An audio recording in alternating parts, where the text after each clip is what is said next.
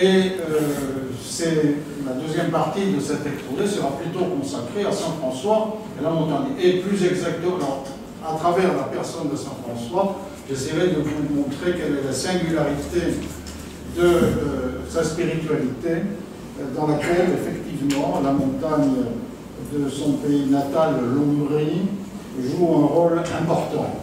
Alors, si nous repartons quand même de la tapisserie, nous avons, alors, techniquement, Rothschild ne me l'a pas dit, c'est une broderie. Ils sont brodes. Mais, bon, pour le grand public, c'est un truc de toile avec une... Donc, tout le monde dit tapisserie, alors que techniquement, il y a lieu de faire des différences. Donc, le François qu'a choisi Jean-François Fabre, il a tous les attributs du François d'Assise, je dirais, populaire. C'est un des saints, effectivement, les plus populaires. Il y a 800 ans, nous sommes dans le 8e centenaire, 800 ans de vie de toutes les institutions qu'il a fondées, avec beaucoup de tribulations, mais avec une permanence. Et il y a effectivement une image populaire de François avec les petits oiseaux, puisqu'il a prêché aux oiseaux.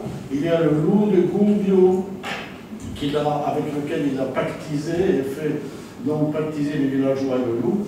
Bref, tout ce qui est attaché à ce saint extrêmement populaire, y compris la bure, que Jean-François a voulu chatoyante, multicolore, alors qu'en fait elle était un très pauvre tissu, monocolore, le plus bas tissu qu'il ait pu trouver. Et si vous examinez son visage est bicolore. Alors est-ce un effet purement artistique? C'est pas certain. Peut-être Jean-François Fabre avait-il senti qu'il y avait deux François, il y a deux figures entremêlées qui sont parfois en opposition, qui sont parfois se neutralisant et parfois au contraire s'exaltant. Donc ce que je voudrais faire, c'est que reprendre cette idée du François de Lourdes. Il y a le François populaire et puis il y a le véritable François qui est relativement mal connu et dont la spiritualité n'est pas née comme ça spontanément d'un éclair de génie à un moment donné, mais a été le fruit d'un très long processus que je vais essayer de raccourcir, enfin de vous exposer dans un temps relativement raisonnable. Alors, où sommes-nous? Puisqu'on parle de montagne, il faut parler un peu de géographie. Nous sommes dans l'Italie centrale, et comme Foi et Culture n'aura aucun sacrifice, nous avons même un instrument théoriquement, voilà, un laser, qui devrait nous dire que, là, vous voyez ici la ville de Pérouse, Assise n'est pas très loin par là, et nous sommes donc dans les Apennins. Les Apennins, ce n'est pas une montagne banale, puisque le plus gros sommet qui doit se trouver par ici est à 2900 mètres. Ici, nous sommes dans la zone des 1500-2000. Et Assise est justement adossée à la montagne.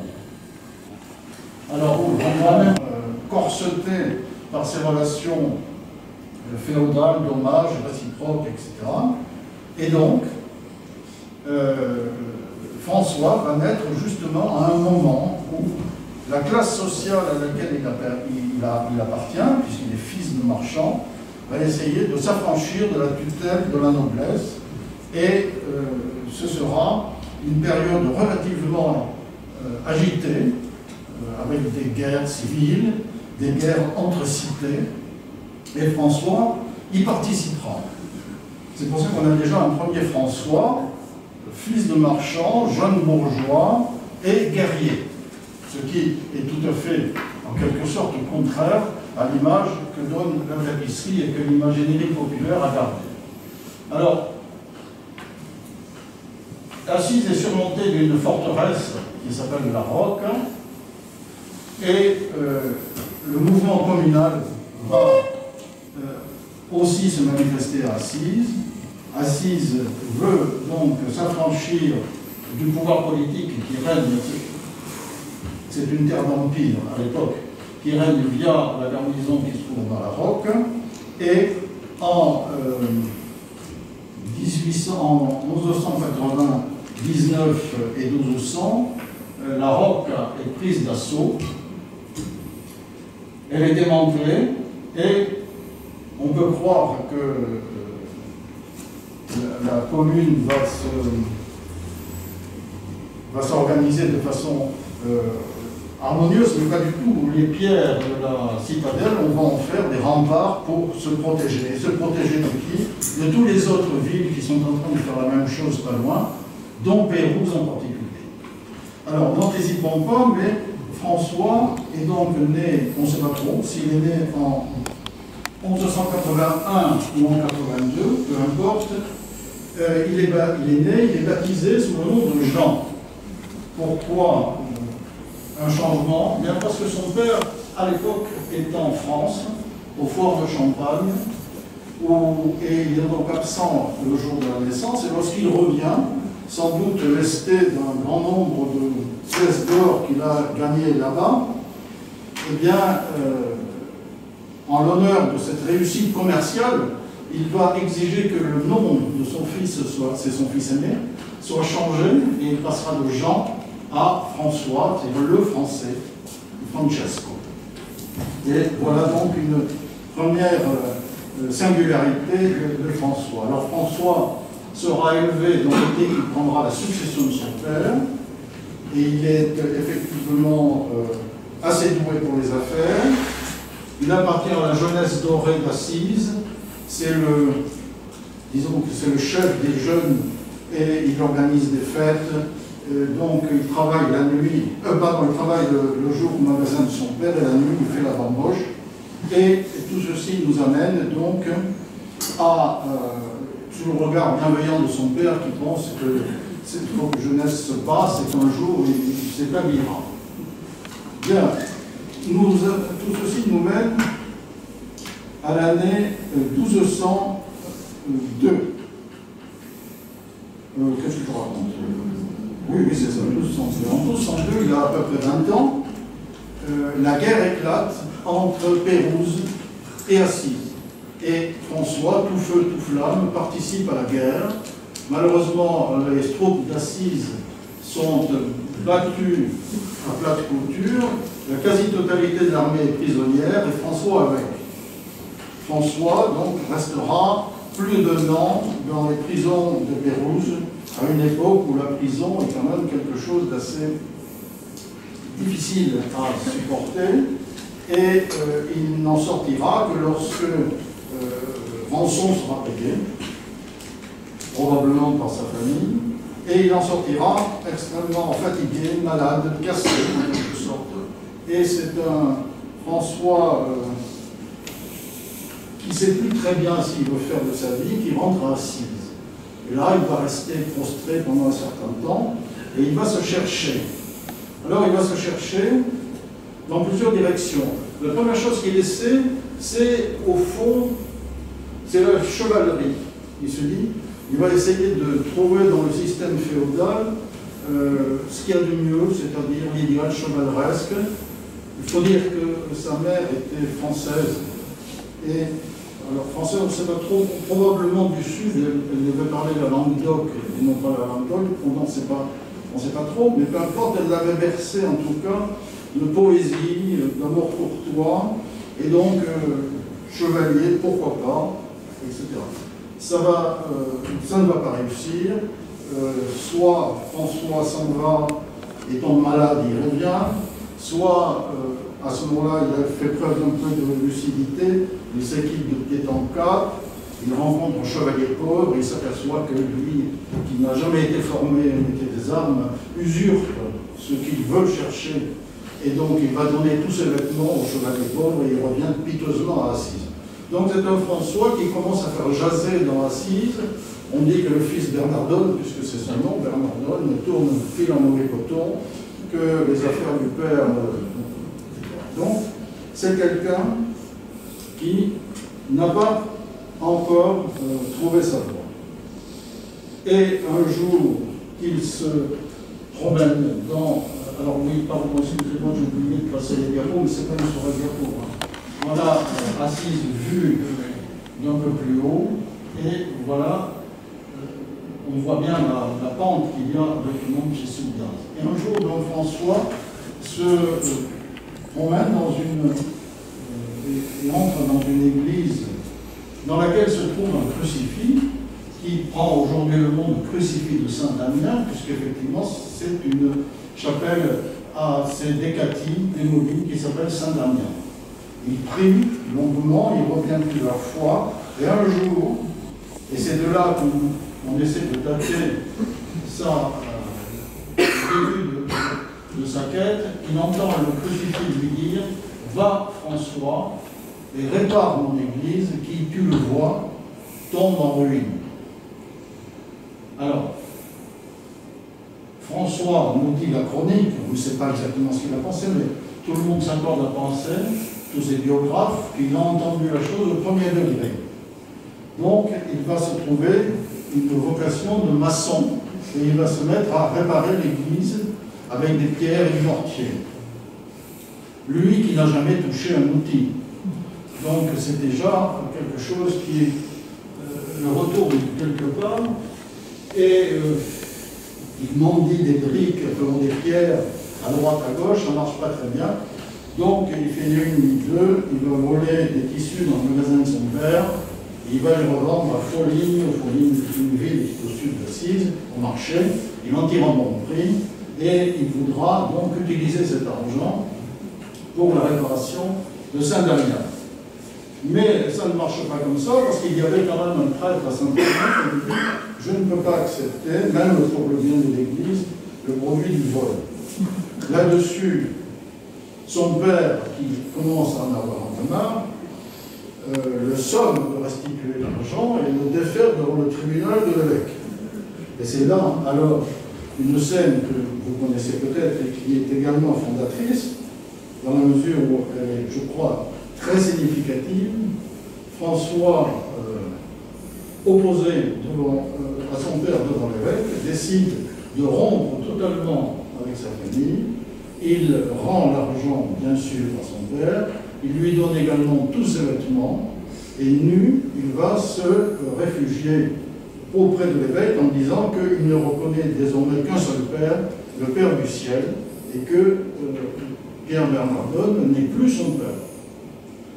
Ce qui veut dire quand même quelque chose de très fort, parce qu'il le fait à une époque où il n'a pas encore de plan. Il ne sait pas ce qu'il va faire de sa vie, il sait qu'il faut rompre. Alors, c'est quand même très intéressant, dans la mesure où François, dans ses tribulations, lorsqu'il cherchait des pierres, lorsqu'il mendiait au fond, au coin des rues, un peu sa pitance, sous les colibés d'ailleurs de ceux qu'il avait connus comme au roi de la fête, François a quand même pris conscience que le mouvement communal, finalement, il a été accaparé par la bourgeoisie, qui a trusté tous les postes électifs théoriquement, et que les idées généreuses des chartes ont été complètement dévoyées, et qu'il existe à Assise un petit peuple, je dirais, sans anachronisme, un prolétariat, qui est exploité par les marchands, dont son père est lui quelque part, et c'est peut-être ça aussi qui le pousse à vouloir rompre avec sa classe, sa famille, et quelque part le système. Et donc, il s'en va, sous la protection de l'évêque, fort heureusement, et il se fait ermite, en quelque sorte, et il va continuer à réparer quelques églises par là, dont Notre-Dame des Anges, qui se trouve dans la plaine d'Assise. Donc, déjà, quelques compagnons se joignent à lui, et il va entendre, c'est le troisième étage, en quelque sorte, de la fusée qui va se situer en 1208. Il entend dans l'église Sainte-Marie des Anges, justement, l'évangile de l'envoi en mission. Et à ce moment-là, il dit, c'est cela que je veux faire, je veux aller annoncer l'évangile aux plus petits, comme l'a fait le Christ pauvre, et il pense alors avoir trouvé sa mission. On peut penser quelque part que l'esprit de la révolution communale, la charte, dans laquelle il y avait un certain esprit de fraternité, joue quand même là.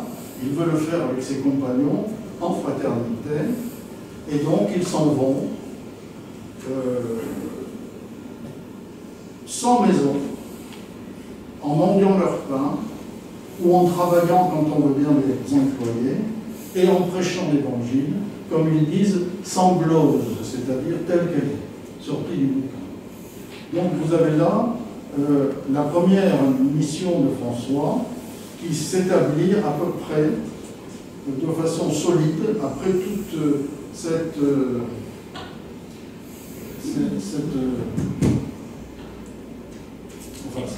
ce parcours relativement chaotique. Alors, il n'est pas le seul. Alors, pardon, il faut bien dire qu'à l'époque, l'Église appartient au système dominant, c'est-à-dire au système féodal, et il est assez, je dirais, presque miraculeux que l'évêque d'Assise ait senti dans ce garçon quelque chose à encourager, puisque c'est de sa propre autorité et sur le moment qu'il l'a fait. Mais ça va aller beaucoup plus loin, parce que François intervient dans un contexte historique qui est quand même assez défavorable à ce genre d'initiative, puisque en 1209, le pape Innocent III va prêcher la croisade des Albigeois. Les Albigeois qui, eux, effectivement, veulent un retour à la simplicité de l'Évangile contre une Église qu'ils considèrent comme étant tout à fait, je dirais, dominante, riche, et ne se préoccupant absolument pas du message évangélique. Il n'y a pas que les Cathares, il y a, vous savez, les Vaudois, un certain nombre de sectes, c'est ce que dit l'Église, de groupes qui veulent tous revenir à la pureté évangélique. Donc, comment François va-t-il passer entre les gouttes? Pourquoi lui a-t-il eu une postérité et les autres non? Eh bien, c'est que François garde cependant envers l'Église un respect qui ne se demandera jamais. Et il dira, quelle que soit l'indignité d'un prêtre, je reconnaîtrai toujours qu'il a une autorité pour donner les sacrements, pour commenter l'Évangile, et jamais il ne se dressera contre l'institution. Mais cependant, il ira demander au pape, avec ses premiers compagnons, l'autorisation de continuer cette forme de vie qu'il s'est choisie, être pauvre parmi les pauvres et annoncer l'Évangile aux pauvres. Et le pape, dit-on, les reçoit d'abord, c'est également assez intéressant, mais enfin, entre Assise et Rome, il n'y a pas de grande distance, donc ça peut être envisagé. Et le pape, semble-t-il, influencé par un songe qu'il a fait, ce songe, c'est qu'il voit un petit bonhomme qui ressemble à François soutenir l'église de Latran, et donc non seulement il ne les congédie pas, mais il va leur donner l'autorisation en 1209, le même pape qui va prêcher la croisade des Albigeois donne à François et ses 8 compagnons l'autorisation de vivre leur forme de vie telle qu'ils l'ont choisie et de prêcher. Ils ont le droit de prêcher, alors non pas dans les églises, mais sur les places, sur les chemins, etc. Et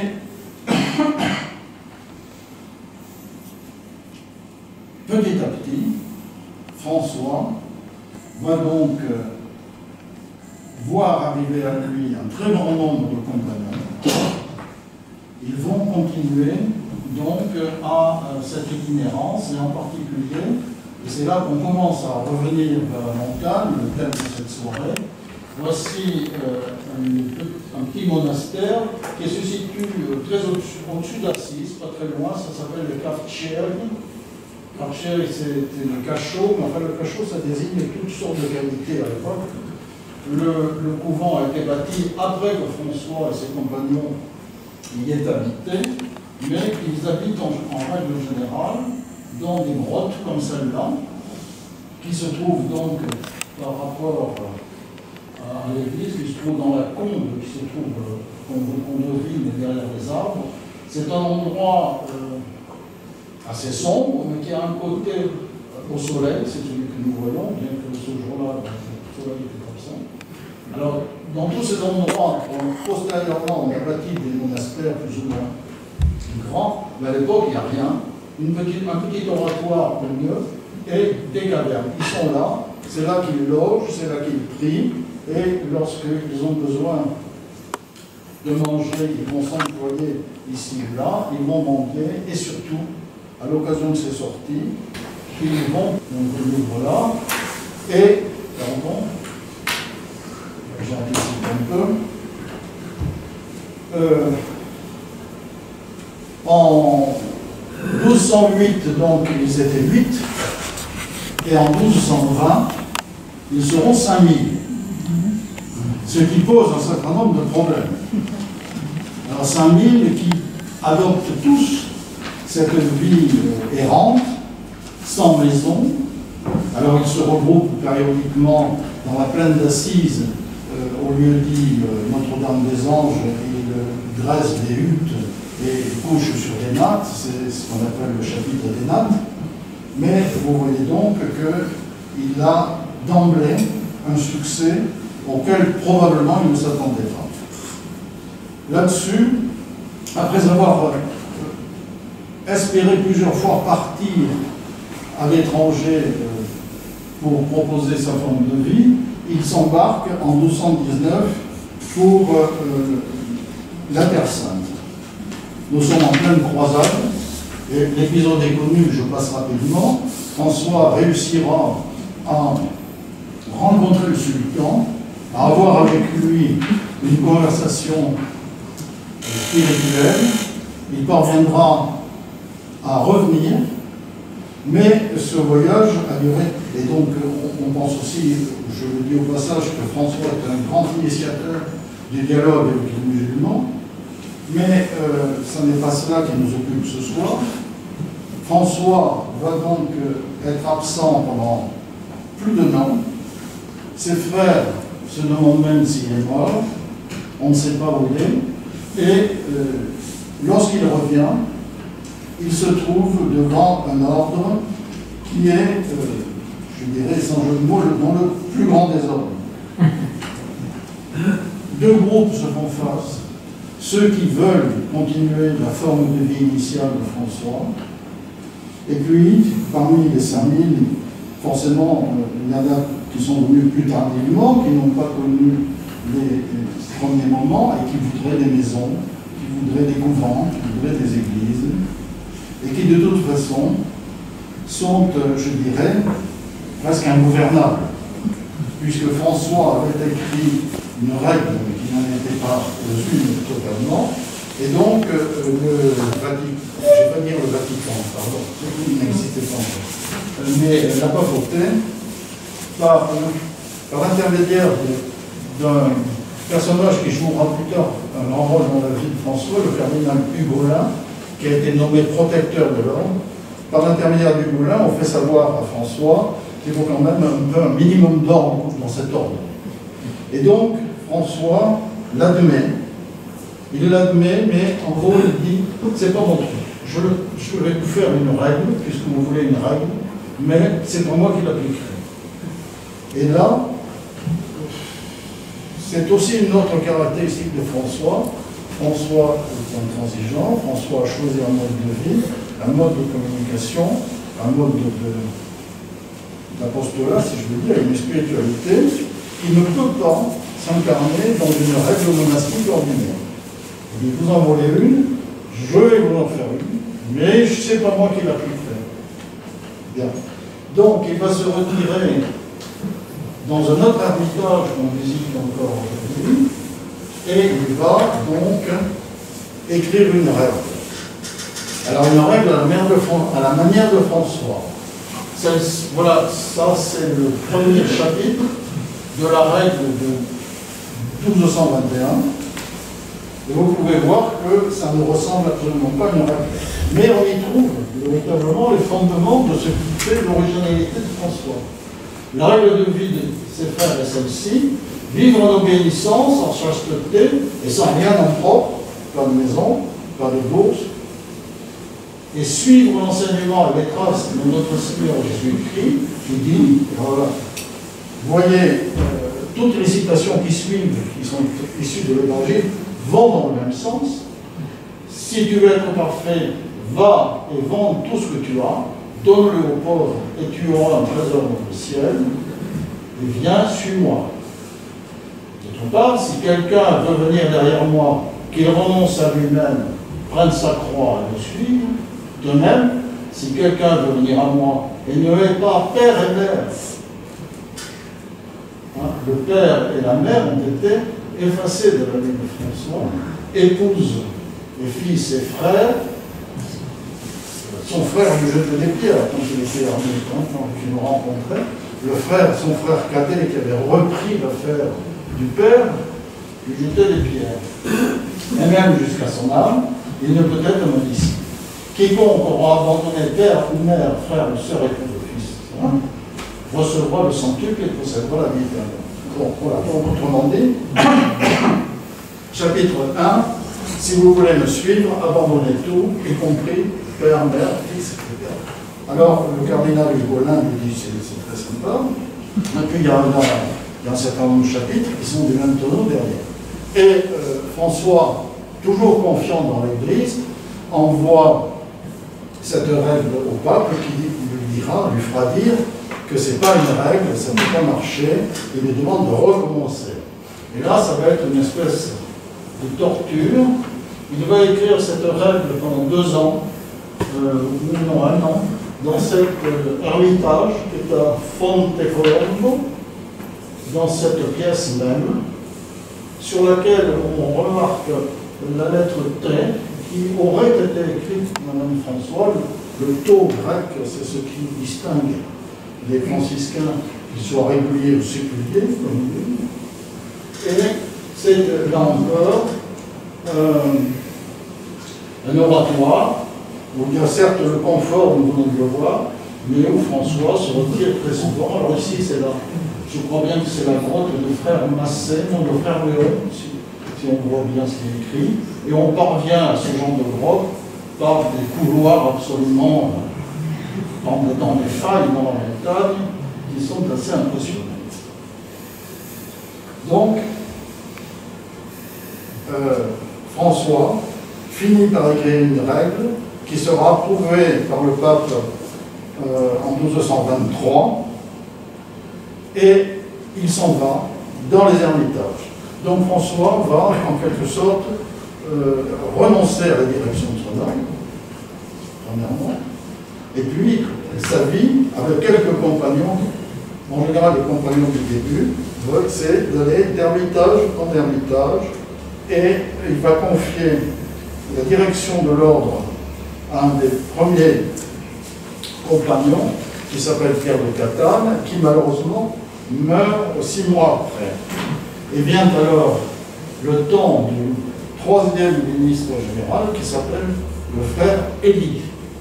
Alors, le frère Élie, peut-être avez-vous vu un film qui est sorti il y a environ 4 ans, qui s'appelait L'Ami, et qui raconte effectivement les rapports que François peut avoir eu avec frère Élie. Frère Élie, c'est le même modèle que François, il vient de la même classe, c'est un fils de marchand. Il a lui aussi abandonné tous ses biens, mais il va s'avérer d'être d'un profil tout à fait différent, parce qu'en lui, l'esprit, je dirais, l'esprit d'entreprise va prédominer, et Élie va organiser l'ordre tout en respectant la règle de 1223, mais il va profondément transformer l'ordre en bâtissant des couvents, des églises, en ouvrant des noviciats, en faisant faire des études de théologie aux frères, et donc il transforme totalement ce que François avait voulu faire. Donc vous voyez, la vie de François n'est pas, à cette époque-là, quelque chose de tout à fait calme. Donc François, on peut le dire, est dépossédé de son ordre. Et nous avons là un homme qui va d'un ermitage à ermitage, je l'ai dit, et un conférencier qui cherche sa page. Bon. Donc, va-t-il... Alors, il est profondément déprimé, ça, je pense. Il souffre aussi depuis son voyage en Terre Sainte d'une maladie des yeux assez invalidante. Donc, c'est peut-être aussi souvent pourquoi il va se réfugier au fond de la terre, dans le sein de la montagne. Bon, ça vaut ce que ça vaut comme explication, mais en tout cas, il en souffre. Donc, c'est quelqu'un dont, d'une part, la popularité dans le peuple s'accroît, mais la distance avec son ordre s'accroît aussi. Quelques repères sur cette fin de vie, parce qu'il va s'éteindre donc en 1226, 3 ans après avoir écrit la règle. C'est d'abord l'institution, enfin, la première crèche que François va organiser à Greccio. Alors Greccio, voilà le site. Bien sûr, le couvent que vous voyez perché sur la falaise n'existait pas à l'époque. Et donc François, en 1223, éprouve le besoin de célébrer Noël d'une façon tout à fait particulière. Et il obtient d'un noble de ses amis l'autorisation d'organiser dans une grotte qui se trouve sous ces bâtiments la première crèche vivante qui ait jamais existé. Son idée, c'est de dire: je veux voir de mes yeux, l'enfant qui naquit avec elle, je veux le voir de mes yeux de chair, tel qu'il était, couché dans une mangeoire et dormant dans le foin. Donc on amène dans la grotte un bœuf, un âne, des villageois. On convie tous les villageois des alentours. On trouve un nouveau-né et on a gardé une trace de cet événement. Voilà, la grotte même où ceci a eu lieu. Alors on a mis un rappel depuis, et la fresque qui est au fond, qui est en postérieur à l'événement, montre d'un côté la Vierge allaitant, assez peu fréquent, et un Saint-Joseph un peu dubitatif. Et de l'autre côté, François, donc, adorant pendant toute la nuit, adorant l'enfant. Alors, de signifier l'incarnation, pour lui, il voulait vraiment avoir un symbole de l'incarnation qui soit clair pour lui et pour les gens les plus simples qui étaient autour de lui, et il le fait avec une crèche vivante. Alors bien sûr, par la suite, cette crèche, cette idée a été reprise, et vous savez très bien qu'on a des crèches qui sont plus trop vivantes aujourd'hui, mais peut-être que si beaucoup d'entre vous font une crèche encore dans une grotte en papier, c'est parce que la première. Donc, dernière étape de la vie de François, c'est l'Alverne. L'Alverne, je vous l'ai montré sur la carte, c'est tout à fait au nord de Lombrie, même c'est en dehors de Lombrie, et c'est sur un promontoire, voilà une vue aérienne, et vous avez des bâtiments qui évidemment sont postérieurs, qui sont très importants. Ça fait hôtellerie, c'est sur un massif montagneux qui est entouré d'énormes forêts, avec le plus grand arbre d'Italie, je crois, et le plus vieux quelque part au milieu, et beaucoup de sentiers de randonnée, énormément de gens qui transitent ici. Quand on arrive là, c'est presque aussi, il y a presque autant de monde qu'à Lourdes, mais pas forcément pour François, parce que ça fait hôtel. Et c'est dans cette partie-là que François va, donc ici on est au bord d'une falaise, François va prier. François va peut-être avoir la tentation de renoncer, on ne sait pas trop. Voilà la vue d'en bas, de l'endroit que je vous montrais. Et notre vue qui montre effectivement que nous sommes au bord d'une falaise, mais derrière cette falaise, il y a d'immenses failles beaucoup plus grande que celle que je vous montrais à Fontecolombo, et dans les ramifications de cette faille, voilà, François s'en va prier, s'en va dormir souvent au sein de la terre.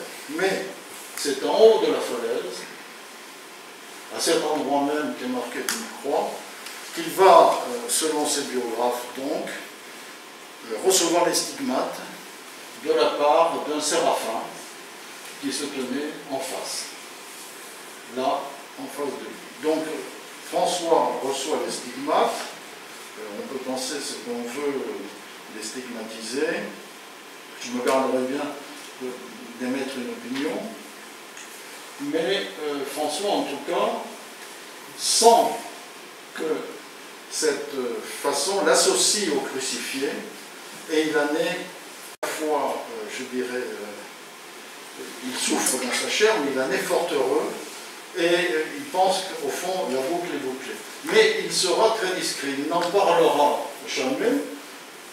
Seul frère Léon, qui n'est pas loin lorsque ceci se passe, frère Léon est un frère qu'il a suivi depuis le début, sera au courant, mais François va donc partir pour une année de prêche absolument extraordinaire. On a l'impression que ça l'a revivifié. François va donc prêcher dans les Marches, vous savez, ce territoire qui est au nord de l'Ombrie, au nord-est, en Ombrie aussi. Il va, nous dit la chronique, parfois visiter 5 ou 6 villages par jour, où il est toujours reconnu, écouté, et il prêche toujours l'évangile, et c'est là que se trouve l'épisode du loup de Gubbio, mais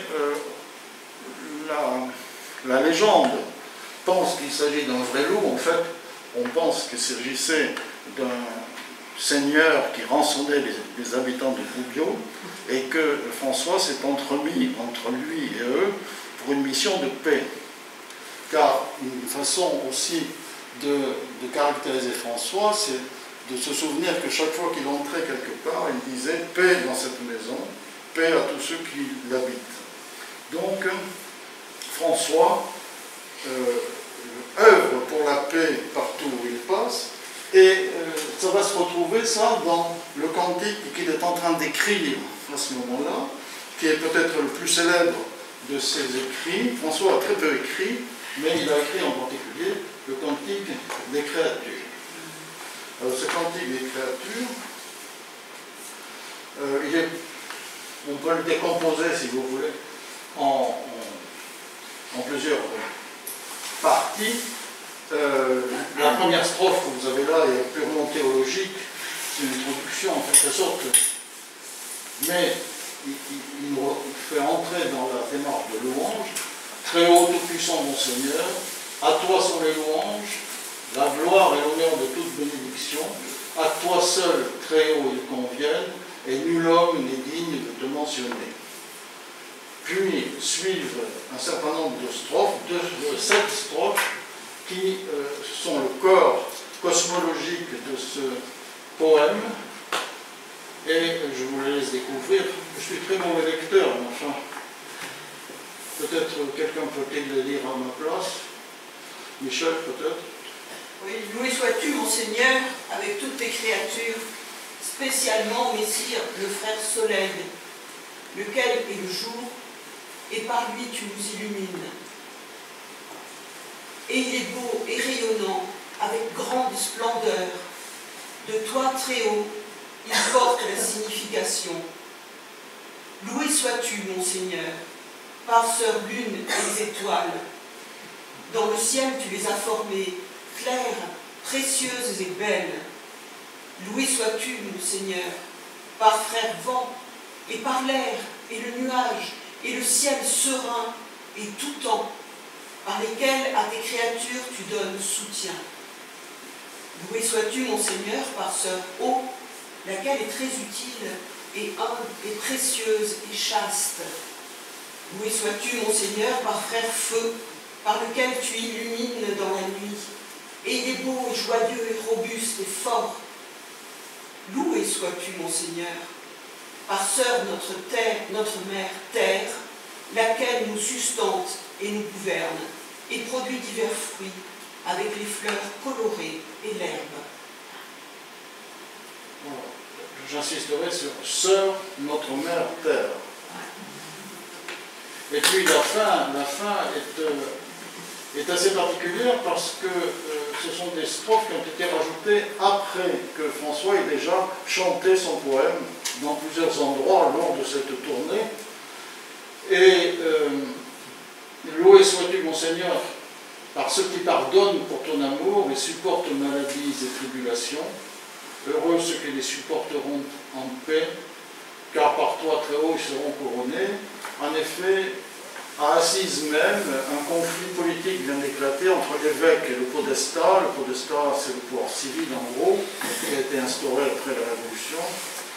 Et François les réunit, il chante son cantique, et tout le monde un peu connaissait déjà tout ce que nous avons vu. Et puis, ce jour-là, parce qu'il a envie de réconcilier le podestat et l'évêque, il sort un nouveau couplet, loué sois-tu mon Seigneur par ceux qui pardonnent, etc. C'est vraiment destiné à ces deux-là qui tombent dans les bras l'un de l'autre, émus par la fougue avec laquelle le petit pauvre a chanté cela. Et le dernier couplet, la dernière strophe, a été rajoutée très peu avant sa mort. Loué sois-tu mon Seigneur par sœur mort corporelle, à laquelle nul homme vivant ne peut échapper. Malheur à ceux qui mourront dans les péchés mortels, heureux ceux qu'elle trouvera dans tes saintes volontés, car la mort seconde ne leur fera pas de mal. Et on pense que loué et bénissez, c'était le refrain entre les différentes strophes. Et voilà donc peut-être le texte le plus célèbre de François, à partir duquel on voit qu'il avait une conception de la fraternité qui s'étendait non seulement aux hommes, on va dire, mais aussi à tous ces éléments, parce que, je reviens un peu en arrière, cette traduction, c'est la traduction du 8e centenaire, une œuvre, une édition critique de toutes les sources a été faite, et autrefois dans les autres traductions, on avait loué sois-tu mon Seigneur pour frère soleil, pour le vent. C'est-à-dire, nous te remercions d'avoir créé pour nous tout cela. Mais non, là, le pas, alors, en fait, en ombrien, le Père se traduit soit par pour, soit par. Et les exégètes des textes ont pensé que la véritable intention de François, c'était de mettre cette traduction par. C'est-à-dire, tous les éléments de la création te louent, Seigneur, et non pas je te loue parce que tu m'as donné les éléments de la création. Donc, on a une espèce de fraternité universelle qui s'étend aux principes de l'époque, soleil, vent, etc., mais aussi les végétaux. Il ne parle pas des animaux, mais en quelque sorte, vous avez là une cosmogonie très particulière à François. Alors, à Fonte Colombo, où il revient après les stigmates, puisqu'il est itinérant, je vous l'ai dit, Fonte Colombo, où il a écrit la règle, il va subir une cautérisation des tempes, puisqu'à l'époque, on ne trouvait rien pour essayer de soulager son ophtalmie. On a essayé un remède qui n'a fait qu'empirer, et c'est un François complètement diminué qui va mourir à Assise, juste après avoir donc composé le dernier paragraphe de son cantique en 1226. Il sera canonisé très vite, 2 ans après, en 1228. Ça allait très vite à l'époque. Mais il faut dire que c'était un homme assez exceptionnel. Et surtout, le pape de l'époque, c'était le cardinal Hugolin qui avait soutenu l'ordre à sa fondation, donc ça a sans doute aidé. Mais je reviens un peu sur frère Élie. Frère Élie, donc, va bâtir en 2 ans après la canonisation de François, va bâtir cette immense basilique que nous avons vue tout à l'heure à Assise sur la photo, je ne peux pas vous la remontrer, cette immense catholique qui a 3 niveaux. Elle est à flanc de colline, il y a 3 niveaux. La crypte, où est le tombeau de François, la basilique inférieure, la basilique supérieure, donc en 2 ans. Et c'est évidemment quelque chose qui est très probablement contraire à l'esprit de François et qui dénote bien le hiatus qu'il pouvait y avoir entre la conception de l'ordre par frère Élie et par frère François. Néanmoins, aujourd'hui, nous pouvons admirer les différentes fresques qui ont été peintes dans ces basiliques, soit par Cimabue, soit par Giotto, et qui retracent les épisodes de la vie de François, et qui sont d'une très grande beauté. On a au moins gagné ça. Alors je termine par Bonaventure, dont j'ai parlé tout à l'heure, puisque après Élie, il y aura un autre ministre général, et puis en 1260, par là, Bonaventure est nommé ministre général. C'est un théologien, un docteur. Il a soutenu sa thèse la même année que Thomas d'Aquin à la Sorbonne, et il a été appelé pour éteindre un incendie parce que finalement, à l'intérieur de l'ordre, il y a encore un nouveau conflit entre les spirituels et les conventuels, donc ça se répète, et Bonaventure est appelé à mettre un peu d'ordre, et sa première mesure, ça va être de réécrire la vie de François, puisque chacun essayait de tirer la couverture à lui en citant des œuvres des différents biographes. Donc Bonaventure fait un acte d'autorité. Il va écrire une règle, une vie de François qui fera autorité, et toutes celles qui précèdent devront être détruites. Alors elles le seront, plus ou moins, car il y aura toujours des manuscrits, des copies de manuscrits qui vont circuler ça et là. Et c'est pourquoi les sources franciscaines sont un gros problème, puisqu'on a des manuscrits lacunaires, des copies, des différentes versions des vies antérieures. Et donc, on a beaucoup, et c'est pour ça aussi que dans l'imagerie populaire, les écrits les plus faciles d'accès, les plus séduisants, c'est-à-dire les Fioretti, ont eu beaucoup de succès par rapport à la vie de Bonaventure, qui était un peu plus théologique, un peu plus compliqué, et qui vont nous donner effectivement l'image de François en communion avec la nature, parcourant les champs avec ses compagnons, en récitant de la poésie, ce qui était vrai en partie, mais ce qui n'était pas que cela. Donc François, vous le voyez,